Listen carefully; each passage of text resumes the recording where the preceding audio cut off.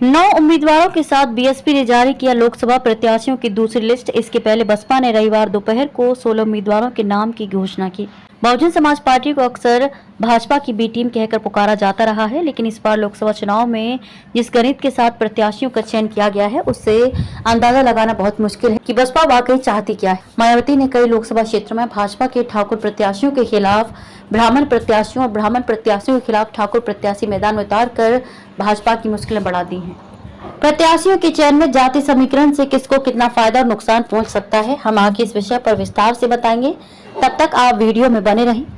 नमस्कार दोस्तों, आप देख रहे हैं गरीब तक न्यूज। बहुजन समाज पार्टी ने दूसरी लिस्ट में सारका सिंह बघेल को इटावा से टिकट दिया है और पूजा अमरोही को आगरा से चुनावी मैदान में उतारा है।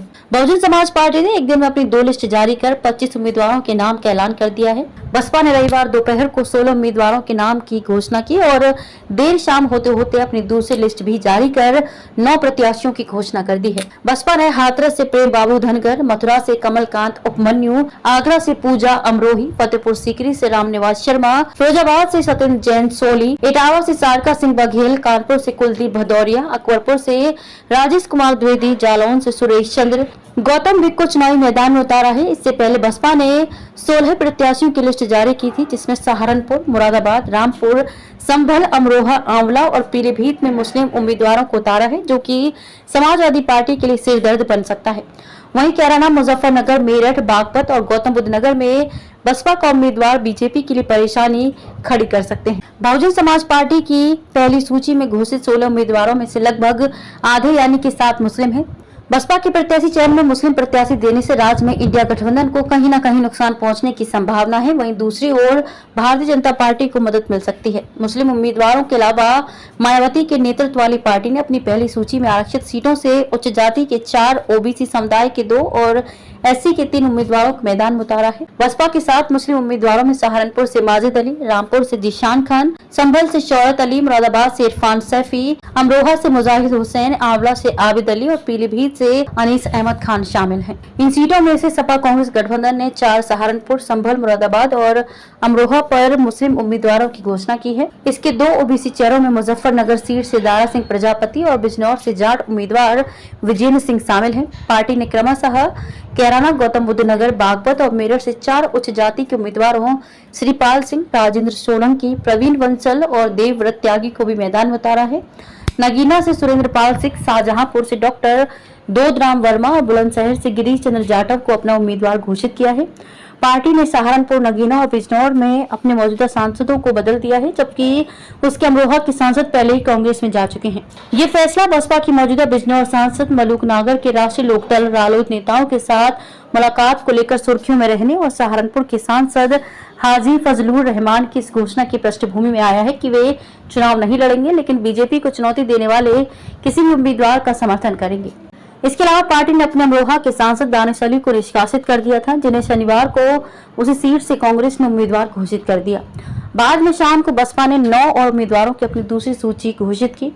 इसमें मथुरा, फतेहपुर सीकरी, फिरोजाबाद, कानपुर, अकबरपुर और 4 आरक्षित सीटों जिनमें हाथरस, आगरा, इटावा और जालौन शामिल हैं के उम्मीदवार शामिल हैं। इसमें हाथरस से हेमबाबू धनगर, आगरा से पूजा अमरोही, इटावा से सारका सिंह बघेल और जालौन से सुरेश चंद्र गौतम को मैदान में उतारा है। बघेल हाथरस से पूर्व सांसद हैं, जो 2009 में रालोद की सबसे कम उम्र की महिला सांसद बनी। बाद में वे 2019 में बीजेपी में शामिल होने से पहले सपा में शामिल हो गई। अब उन्हें बसपा ने इटावा से मैदान में उतारा है। अमरोही कांग्रेस की प्रमुख नेता सत्या बहन की बेटी हैं, जो पहले राज्यसभा की सदस्य रह चुकी हैं। दिल्ली की लेडी श्री राम कॉलेज से ह्यूमैनिटीज में ग्रेजुएट अमरोही एक व्यवसायी की पत्नी और हरियाणा के पूर्व डीजीपी की बहू हैं। धनगर आगरा के एक सॉफ्टवेयर इंजीनियर हैं और पार्टी के पुराने नेता जगदीश प्रसाद धनगर के बेटे हैं, जो बसपा के शुरुआती दिनों में पार्टी के संस्थापक कांसी राम से जुड़े थे। अन्य 5 सीटों से बसपा ने उच्च जाति के उम्मीदवारों को मैदान में उतारा है, जिनमें 3 ब्राह्मण, 1 वैश्य और 1 राजपूत शामिल हैं।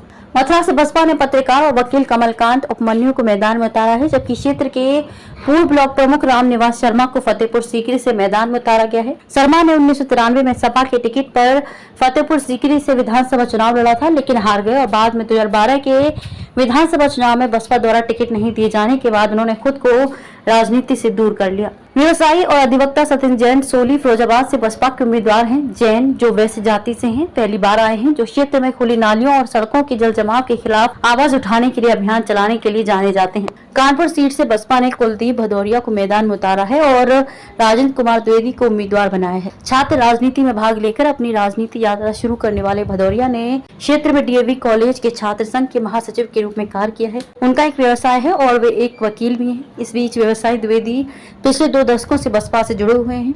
कांग्रेस ने शनिवार को पूर्व बसपा नेता इमरान मसूद और दानिश अली को क्रमशः सहारनपुर और अमरोहा से अपना उम्मीदवार घोषित किया है। वहीं सपा ने रविवार को मौजूदा लोकसभा सांसद एसटी हसन को मुरादाबाद से अपना उम्मीदवार घोषित किया है। अखिलेश यादव के नेतृत्व वाली पार्टी ने पहले ही शफीकुर रहमान बर्ग के पोते जियाउर रहमान को संभल से अपना उम्मीदवार घोषित कर दिया है। बसपा द्वारा रविवार को घोषित 16 उम्मीदवारों में से सपा कांग्रेस गठबंधन ने पहले ही अमरोहा, सहारनपुर, संभल, मुरादाबाद, नगीना, पीलीभीत, आंवला, शाहजहांपुर, गौतम बुद्ध नगर, बागपत, मेरठ, मुजफ्फरनगर, बिजनौर और कैराना के निर्वाचन क्षेत्रों के लिए उम्मीदवारों का खुलासा कर दिया है। हालांकि गठबंधन ने अभी तक रामपुर और बुलंदशहर निर्वाचन क्षेत्रों के लिए उम्मीदवारों को अंतिम रूप नहीं दिया है, जो क्रमशः सपा और कांग्रेस को आवंटित किए गए हैं। अमरोहा में कांग्रेस के दानिश अली का मुकाबला बसपा की मुजाहिद हुसैन से होगा, जबकि मुरादाबाद में बसपा के इरफान सैफी का मुकाबला सपा की मौजूदा सांसद एसटी हसन से होगा, जबकि सहारनपुर में मुकाबला कांग्रेस के इमरान मसूद और बसपा के माजिद अली के बीच होगा। संभल में बसपा के शौकत अली का मुकाबला सपा के जियाउर रहमान बर्ग से होगा। जैसा कि देखा गया है, मायावती ने हमेशा किसी अन्य की तुलना में मुसलमानों को अधिक मैदान में उतारा है। चुनाव में बसपा के लिए सपा को हराना मुख्य लक्ष्य बन जाता है। अगर भाजपा भी जीत जाए तो भी मायावती को उससे कोई आपत्ति नहीं होगी। बसपा द्वारा श्रीपाल सिंह, राजेंद्र सोलंकी, प्रवीण बंसल, आबिद अली, शौकत अली, देवव्रत त्यागी जैसे कम चर्चित चेहरों को मैदान में उतारने से ये भी पता चलता है कि उसे उम्मीदवारों की कमी का सामना करना पड़ रहा है, क्योंकि कई लोग अब पार्टी के लिए लड़ने को तैयार नहीं है।